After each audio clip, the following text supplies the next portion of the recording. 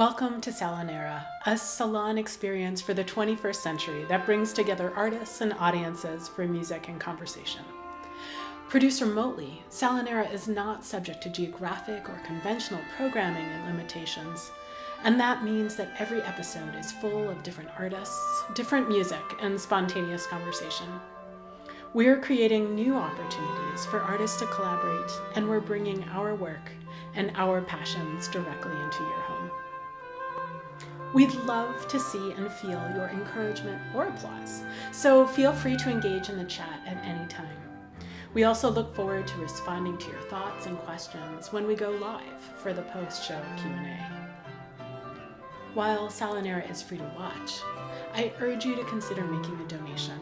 Your support compensates our participating artists whose livelihoods have been so dramatically affected by the COVID-19 pandemic.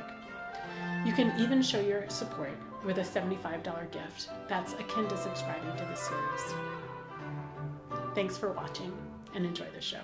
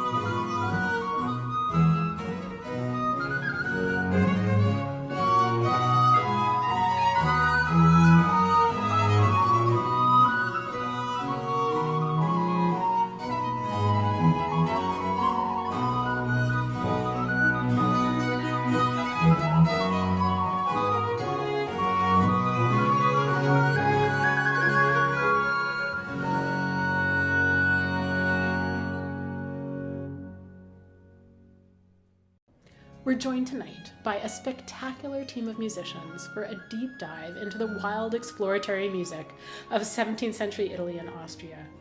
We'll hear about manuscript sources that, like cabinets of curiosity, are full of fabulous and sometimes unexpected riches. We'll consider what rich new textures can be created when we translate music from one instrument to another. And we'll enjoy new remote collaborations of works by Johann Heinrich Schmelzer and Nicolaus Bruhns that were created just for tonight. The author, scientist, and inventor Athanasius Kircher published a fascinating treatise on music in 1650 called Musurgia Universalis. To say that he published a treatise sounds far simpler than it is. Kircher essentially collected all the available knowledge about music in his day to create a sort of encyclopedia. Over the course of 1,100 pages, he attempted to relate music to the entirety of the universe. He called on ancient philosophy, used mathematics to explain not only the acoustical principles of consonance and dissonance, but also devices like a calculating machine to be used in composing. He worked to explain different physical phenomena like echoes and birdsong, as well as music's effect on the mind and the body. His discussion of music extended to the universe, not just the harmony of the spheres and the four elements, but he went on to liken the creation of the world to a great organ on which God played. This obsession with bringing together a multitude of objects or ideas in the formulation of a sort of meta-narrative is similar to the early modern vogue for amassing cabinets of curiosity, or Wunderkammern. Cabinets of curiosity brought together natural specimens, artwork, antiquities, and more for a display of learning, for personal delight, and to heighten the social status of the collector. They were full of beautiful, or grotesque, and often exotic items. The Stylus Fantasticus is the sonic embodiment of these impulses. As Athanasius Kircher described it, quote, "The fantastic style is the most free and unrestrained method of composing. It is bound to nothing, neither to any words nor to a melodic subject. It was instituted to display genius and to teach the hidden design of harmony and the ingenious composition of harmonic phrases and fugues." End quote. Irish harpist Maria Cleary joins us from her home in Monza, just outside Milan, Italy. Violinist Tekla Cunningham is in Seattle, Washington. Baritone Jonathon Woody is in Brooklyn, New York. And violinist Julie Andrijeski is just a couple of blocks away from me here in Cleveland, Ohio. Welcome. Hi, Julie. How are you? I'm great. I know that I talked in that introduction a moment ago about Wunderkammern or wonder chambers, and you started your own wonder chamber project in 2016 to provide an outlet for pieces and manuscript that you've been collecting, and we're going to hear another sonata by Schmelzer, and I wondered if you could talk to us about the manuscript that's drawn from and how it was found. Sure. Yeah, I'm really very attached to this manuscript. It has a rather fun background, at least recently. So this sonata is from a collection of sonatas that was recently rediscovered. And I say rediscovered because somewhere in the 50s and 60s, it was misfiled in the keyboard sonatas at the British Library. So somebody along the way thought that this was keyboard music rather than music for what turns out to be violin and continuo. So luckily somebody discovered this, and a friend of mine found it through other friends, and he introduced me to it, as often happens. You know, that's how things get passed around, at least before the internet was so great, you know, having all these manuscript collections there. So I was so happy to see it and look at the sonatas. There are many, many sonatas in the set, all written in this beautiful kind of German script. So I have to say that I don't know for sure that Schmelzer actually wrote this piece. I'm just assuming that he did. The title page only says GPD. And as far as I know, nobody really knows what GPD stands for. I mean, it could be the initials of the person that owned the manuscript at some time. But there are a couple clues in it that point to Schmelzer, and one of them is that one of the sonatas in the set is actually found in another set of Schmelzer sonatas, Unarum Fidium, that was published during Schmelzer's lifetime. So almost certainly those sonatas were by him. And the other sonatas are so similar to that style, particularly this A minor sonata that I'm going to be playing next, that I think it's my best guess. So I'm going to stick with my assumption that Johann Schmelzer wrote it. Interesting. Anything in particular we should be listening for in this next sonata? Oh, well, it's really very Schmelzer in that it starts with a very free-form sonata, as you were describing, that Kircher was describing, you know, this sense of wonder and just creative beginning in the piece. And then, you know, Schmelzer was also in charge of the ballet music at the court of Vienna, and he often adds in actual dances into his sonatas. And this one is no exception. It ends with this wonderful rustic jig. So listen out for that free form and then a really wonderful rhythmic jig at the end.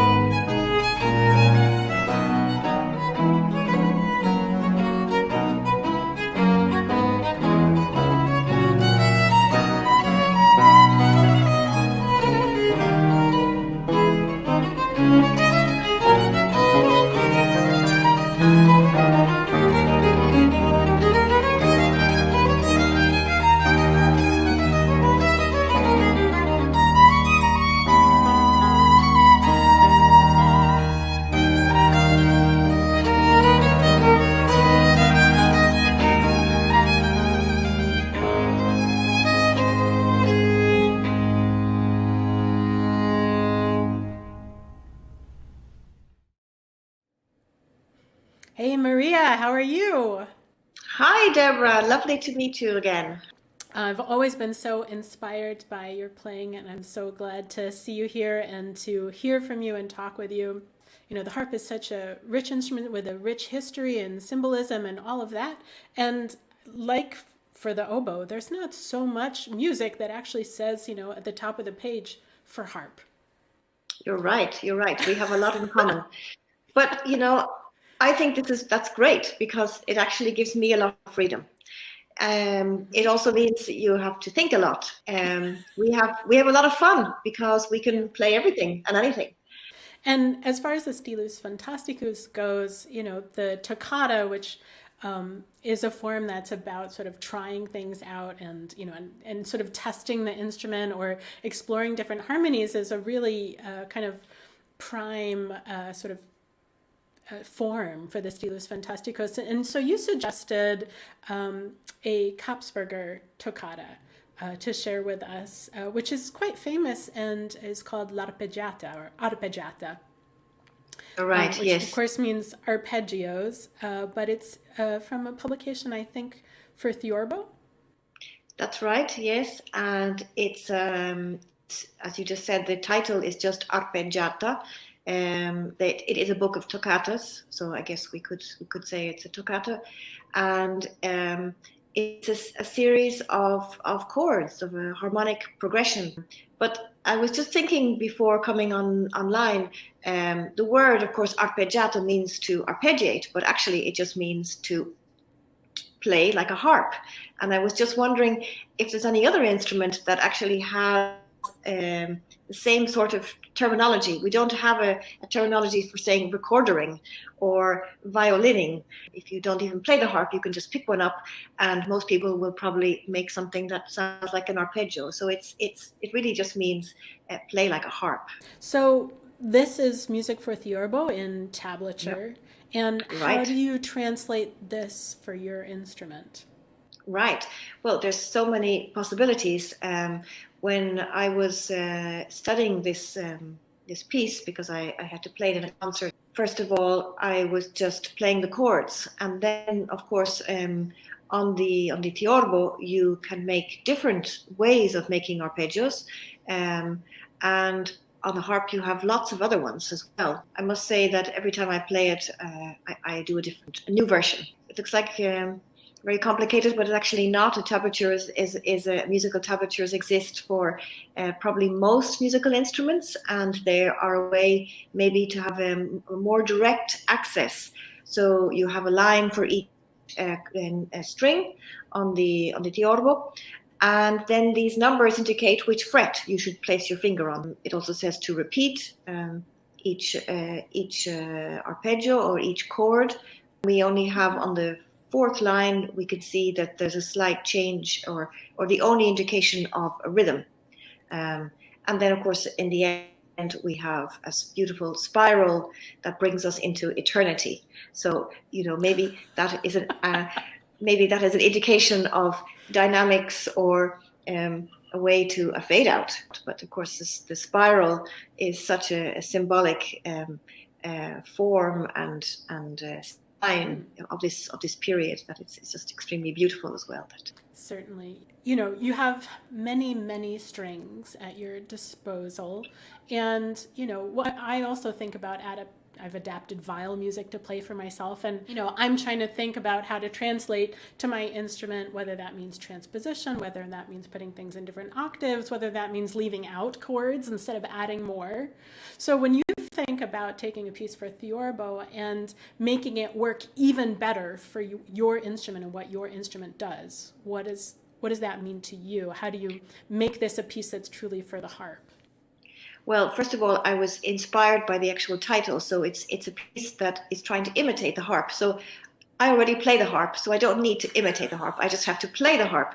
And the other thing for me is to do with sound and to do with having waves of sound and trying to make dynamics within each, the structure of each arpeggio and how one arpeggio is going to the other. An arpeggio, I mean each harmonic chord, and how that links to one thing to the other, how to discover a phrase within an arpeggio, and of course, as you said, changing octaves, adding octaves. So one of my goals was to try to touch every string on the harp playing this piece. I don't know if I really got that, but I have about 89 strings on the instrument. Give and take. If one breaks, and I don't bother changing it, but officially I have about 89, and I don't really know if I touched 89, but I think I got pretty close to it.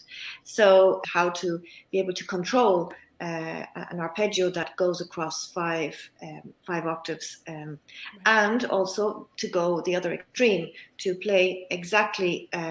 I begin the piece on one string, and of course the wonderful thing about the Italian chromatic harp, also triple harps in general, is that we have a lot of strings that are doubled. So I already have an advantage that I can start the piece on one string, but I'm using actually two strings, one pitch, and I can play with two. I only personally learned it about a year ago for a concert. Well, maybe that means 2 years ago now, because with lockdown, we all seem to think 1 year has kind of disappeared somewhere. But I must say it's probably going to stay in my repertoire. And it's just such a wonderful piece. And we're just so grateful that Kapsberger wrote such a good piece. Well, it's really very cool what you sent us. We're going to listen now to actually two versions of this piece back to back. Right? Okay. And as I understand it, the first version is more or less a super simple interpretation of Kapsberger's page that we just saw. And the second version, where you're in this beautiful crypt, Right. Is your realization of that truly adapted to the harp? So we'd love probably to talk more about it in the Q&A, and I'm sure there will be plenty to talk about. But one of the things that I noticed personally watching this is in the first part, like how close together your hands stay all the time.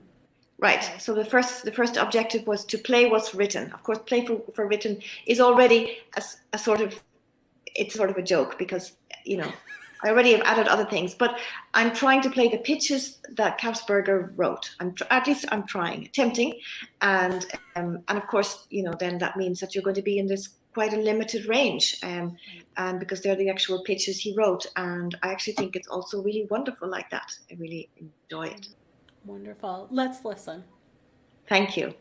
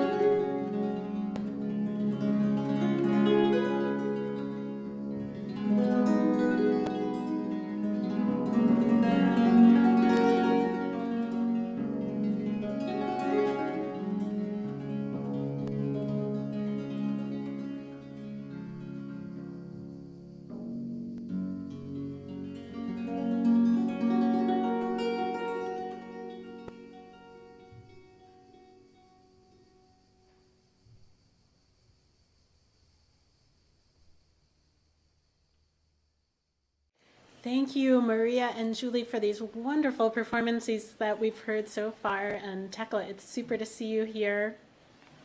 Great to be here with you. Thanks for having me. Thank you. Yeah, this music is so beautiful and so moving. And of course, Baroque composers wanted, above all else, to move the passions and, stir our emotions. And these performances you're sharing do exactly that. 17th century music in particular can be so idiosyncratic. And I know that you are all fantastic teachers. And so I thought, actually, how you might be introducing this music to the uninitiated, whether that's, a student who's working on a Bertali sonata for the first time, for instance.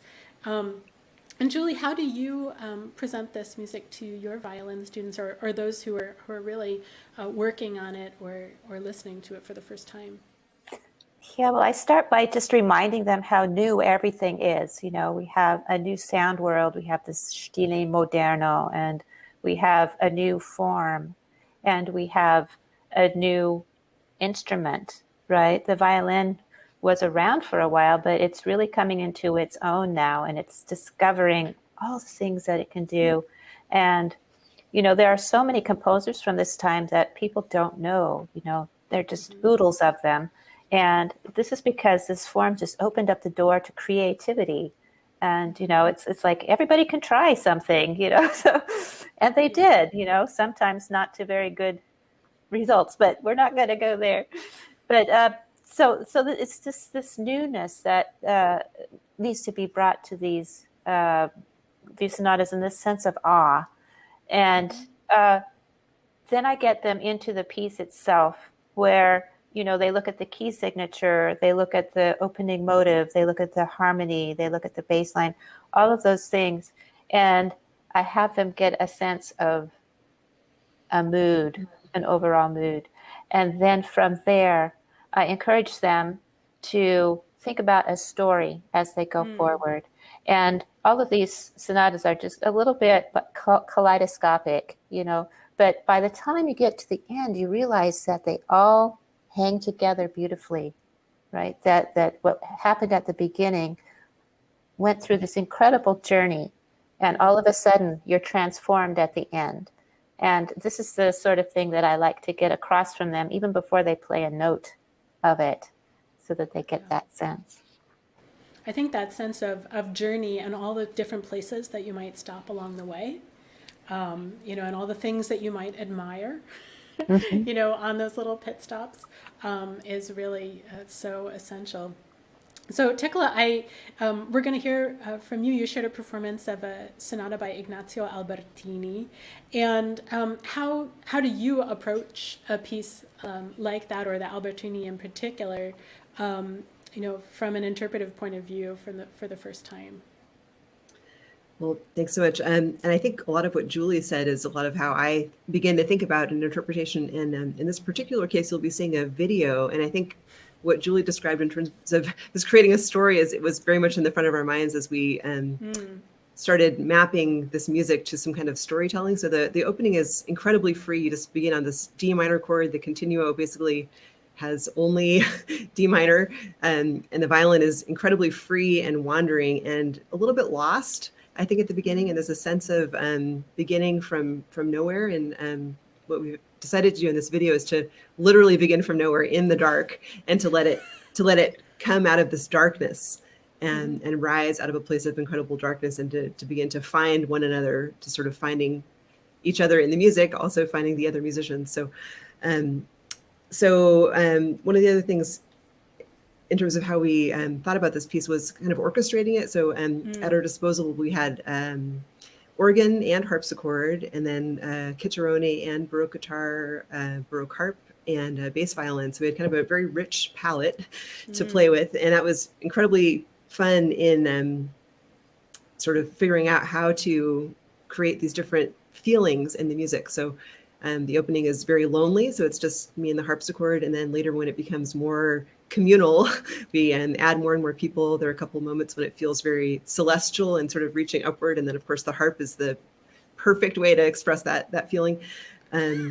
And then, the guitar is the party, the party feeling in the G. So you have all these different, textures and colors and combinations of really of musical personalities and things that different instruments can express. Just when you hear them, they express a feeling. So you hear the harp, and then it's already that's that feeling, as we just heard in Maria's gorgeous toccata, of just it's kind of a celestial feeling. You feel elevated, and just listening to the harp always. So I think that sense of wonder and openness that adds. So yeah, I think it's really a very special recording, and there's a way in which you have this very rich, and colorful continuo section, the kind that you might expect in an opera pit, for instance, as opposed to in a kind of a violin recital or kind of chamber setting. So that is so exciting, and I love the way that you're thinking about the continual orchestration from a characterization point of view, which is also a little bit could tie in with this idea of you're the solo singer and you've in the opera almost. And the last thing that I wanted to make sure to mention, am I correct in understanding that this sonata is on a new CD, which is actually your debut solo CD? Yes, that's right. It'll be coming out this spring, and it's on Reference Records. I also want to mention my Continuo team on this, if I may. So Stephen Stubbs playing lute and guitar, and Maxine Islander playing harp, Bill Skeen on bass violin, and Henry Lebedinsky playing all the keyboards. So we met Henry Lebedinsky on our last SalonEra episode, Afro-Caribbean Roots, and he does play all the keyboards. That is absolutely true. Absolutely. Well, I look forward to talking more, and in the meantime, let's listen to Ignazio Albertini's violin sonata.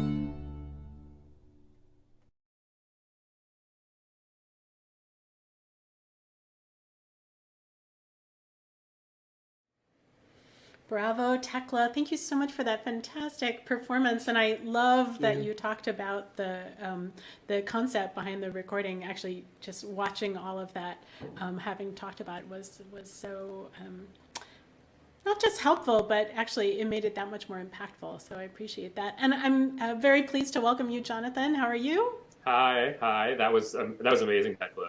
Wow. Thank you. Jonathon, it's great to have you here. And I reached out to you about this episode, and you had suggested performing a motet by Nicolaus Bruhns. And it's interesting, of course, we've been talking about the Stylus Fantasticus, and we've been, talking about this very exploratory, virtuosic stuff and all this violin music. And translating the Stylus Fantasticus to the vocal repertory is a slightly different thing. And I wondered how you thought about the fantastic style as a singer who really is passionate about 17th century music. Yeah, and it's so interesting because that Kircher quote, he sort of discusses the fact that the idea is to be free from words. And of course, with in Baroque music, you also have a parallel idea of this sort of rhetorical expression of language when you are setting music that has words. So one of the things I really love about the Bruhns is it seems to really blend that very seamlessly. I think when you're trying to reflect a fantastic style with the voice, you have the words at your disposal in a way. And so we see in the Bruhns this really fascinating use of language, especially the language sort of repeating on itself over and over again, building and building and building. You know, when you see the phrase, as you'll see in a moment, you'll see the phrase "wachet auf" that gets repeated over and over again. Wachet auf, wachet auf, wachet auf. And it builds that same sense of kind of that fantastic sense of sort of excitement and brilliance and virtuosity. So. Yeah, it's extraordinarily virtuosic and brilliant as you sing it. And what I think is so interesting, and you know, we're used to thinking about vocal virtuosity often. You know, we're thinking of, you know, Handel rage arias and, you know, 16th notes flying everywhere. But the way that language is used, you know, to give this fantastic kind of detailed articulation and so much color and in the consonants is really spectacular. And I think that's maybe also a sense of this, you know, brilliance and spectacle as much as any, you know, melismas or moving notes, of which you also have plenty. Yes, there are some of those. Yeah. And I wondered for both of you whether you'd performed the Bruhns previously and or under what circumstances. I've played it one time before, and it was long ago in Berkeley at this little tiny art gallery with some friends. It was really just a treat to get to know the piece, and it just began a little, not an obsession, but just interest for me in this kind of music where you have these 17th century pieces you have this incredible vocal virtuosity, and then you have these obligato instrumental parts, and there's really a lot of music like this, and I'm digging into that for another project, but that's definitely an area that I've always been fascinated by, is this combination of the singing with the instrumental music, and how do they connect and relate to one another and inspire one another. Sure. And how about for you, Jonathon? Yes, this piece was actually introduced to me by the late and wonderful Sanford Sylvan, who was my voice teacher when I was in graduate school. And I'm really grateful that he did, because I'm not sure I would have otherwise come across this piece. And it certainly was very challenging for me as a 24-year-old singer. But it also, I think it really sort of gave me a window into this repertory. And it kind of lit a fire for me in terms of exploring more and more music like this, just like Tekla said. I agree. I love the way that the voice and the obligato instruments sort of interweave themselves and work together and support each other in music of this style. For audience members who may not know the name Nicolaus Bruhns, he was from northern Germany and extending into Denmark. He was a student of Buxtehude, who considered him his very best student ever. And he helped him secure a top job as an organist and violinist in Copenhagen. And I think one of the reasons that we don't know, that general audiences don't know Bruhns' music so well, is because he died very young, at age 31. So this is a true gem and one of just, a handful of pieces by Bruhns. One last thing before we listen to it, I wanted to mention, which of course picks up on the Stylus Fantasticus theme, is that it has this absolutely amazing and rather exploratory violin prelude for the first 2 minutes of the piece before we hear Jonathon. So I know we're looking forward to hearing that. Thank you guys so much for sharing this with us, and I look forward to seeing you both in the Q&A. Thank you so much, Deborah. It's a pleasure to get to do this with you, Jonathon. I'm sorry it's not in person, but it's a joy to get to do it any way we can these days. So absolutely. Likewise, and thank you as well, Deborah, for having us.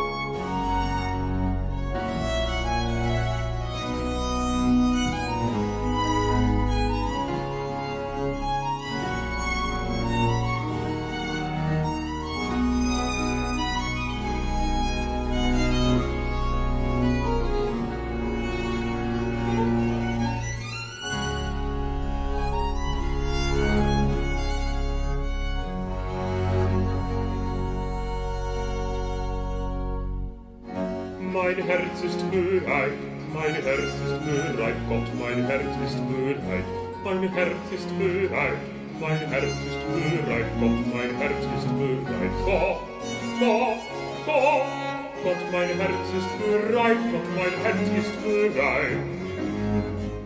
Mein Herz ist bereit, mein Herz ist bereit, Gott, mein Herz ist bereit, mein Herz ist bereit, mein Herz ist bereit, Gott, mein Herz ist bereit. Was ich singe, was ich singe, was ich singe,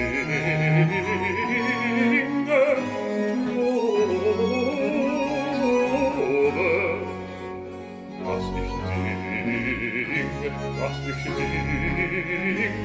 und lobe.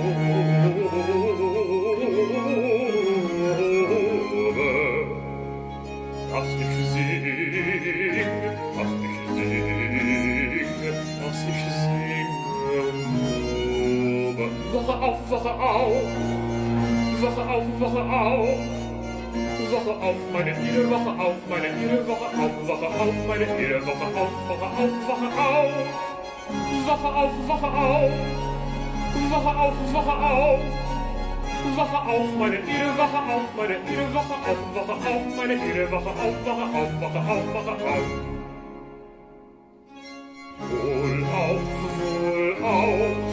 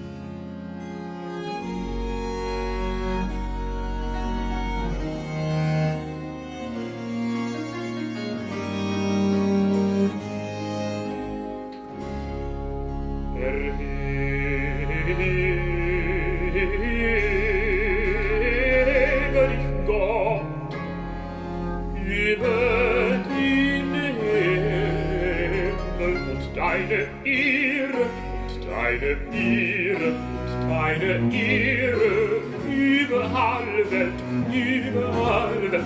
Und deine Ehre und deine Ehre über alle Welt, über alle Welt.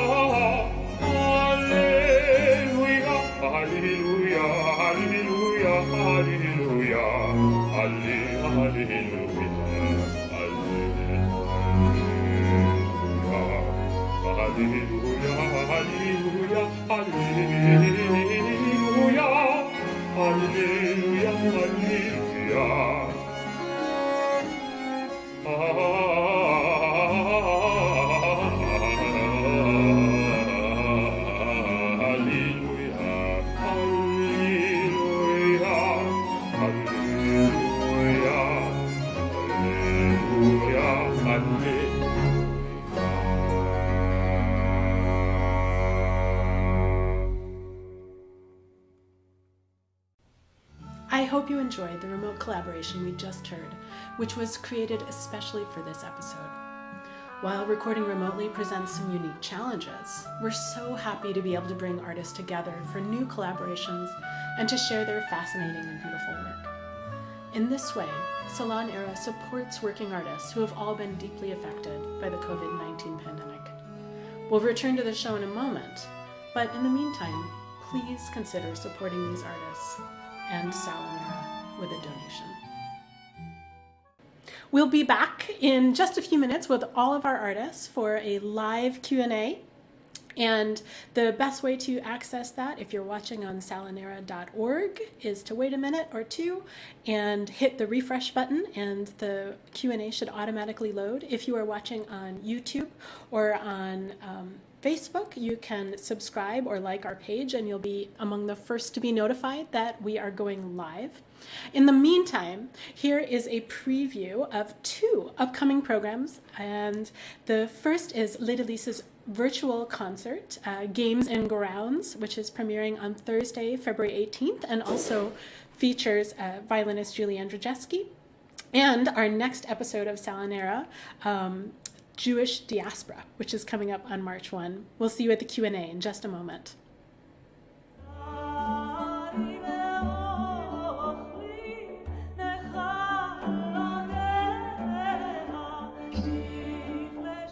Tune in on March 1st at 7:30 Eastern as we welcome Brooklyn-based Israeli multi-instrumentalist and singer Daphne Moore and performer-researcher Elizabeth Weinfield for an exploration of Jewish identity and musical traditions.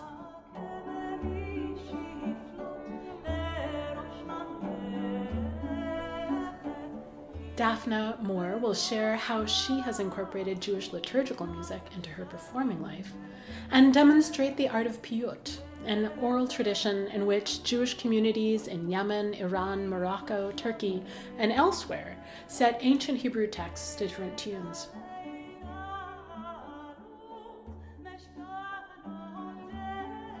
Elizabeth Weinfield will share her research into Jewish converso composer Leonora Duarte, locating Duarte within the broader history of the Jewish diaspora following the Spanish Inquisition.